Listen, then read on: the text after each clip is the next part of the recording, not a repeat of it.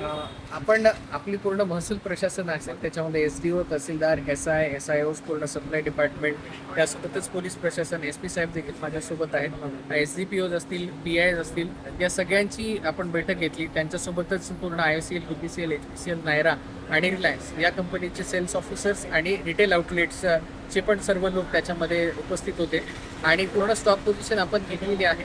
आपली आज सकाळची जी स्टॉक पोझिशन आहे ती 1990 किलोलिटरची स्टॉक पोझिशन आपल्याकडे डिझेलच्या संदर्भामध्ये उपलब्ध आहे. पेट्रोलच्या साठ्यामध्ये काहीही कमतरता नाही आणि पेट्रोल बाबत पॅनिकसुद्धा नाही. पॅनिक हे आपल्या काही ठिकाणी डिझेलच्या बाबतच होतं.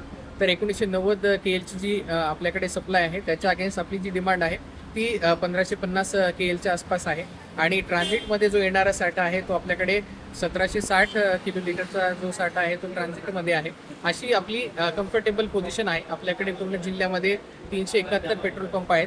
त्याच्यापैकी 20 पेट्रोल पंपांवरती जास्त डिमांड असल्यामुळे आज सकाळच्या परिस्थितीनुसार डिझेल संपलेलं आहे, परंतु तिथेही आम्ही संध्याकाळपर्यंत डिझेल उपलब्ध करून देण्याच्या सूचना दिलेल्या आहेत. आजही रविवारच्या दिवशी युजली डेपो बंद असतात या सर्व कंपनीचे जिथून सप्लाय होतो. ते डेपो देखील आज रविवारचे पण आपण सगळे चालू ठेवायला सांगितलेले आहेत, जेणेकरून कुठेही सप्लाय खंडित होऊ नये आणि नागरिकांमध्ये पॅनिक तयार होऊ नये. या 20 ठिकाणी देखील संध्याकाळपर्यंत आपल्याकडे डिझेल उपलब्ध होणार आहे.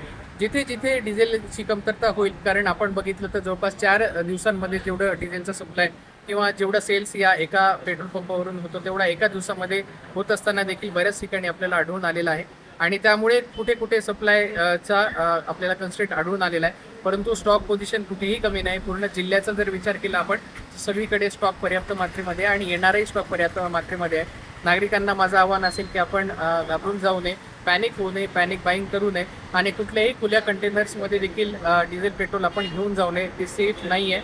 अत्यंत कुठली परिस्थिती जर अशी असेल की कुठे गाडी बंद पडलेली असेल तर तिथे सेफ कंटेनर्स आहेत, त्या सेफ कंटेनर्सच्या द्वारेच हा पुरवठा घेण्यात यावा. यामुळे अननेसेसरी थोडंसं पॅनिक क्रिएट होत आहे आणि कुठलीही साठेबाजी होणार नाही याच्याकडे आपण दक्षता घ्यावी. आपले पूर्ण SI असतील, SI असतील, सप्लाय डिपार्टमेंटचे लोक असतील आणि पोलीस प्रशासन असेल, यांना दर तासाला या 371 पेट्रोल पंपांवरती गस्त घालण्याचे निर्देश देण्यात आलेले आहेत. आता सगळीकडे ऑलमोस्ट स्टॉक पोझिशन व्यवस्थित असल्यामुळे सगळीकडे लाईन ज्या आहेत त्या कमी होताना आपल्याला दिसून येईल. सर, शेतकऱ्यांच्या मनात चिंता आहे की महागाईचे दिवस आहे, डिझेल मिळत नाही. शेतकऱ्यांसाठी काय सांगाल तुम्ही? माझी सर्व शेतकऱ्यांना कळकळीची विनंती आहे आणि आव्हान आहे की कुठलाही स्टॉकमध्ये कमतरता होणार नाही आहे. येणारा सप्लायचा जो साठा आहे त्याचा देखील आम्ही आढावा घेतलेला आहे आणि तो देखील पर्याप्त मात्रेमध्ये आहे. आपण घाबरून जाऊन कुठलीही पेट्रोल डिझेलचा साठा करण्याची काहीही आवश्यकता नाही आहे. आपल्याला गरजेनुसार पेट्रोल डिझेलचा सप्लाय आपल्या जिल्ह्यामध्ये पर्याप्त मात्रेमध्ये होतो.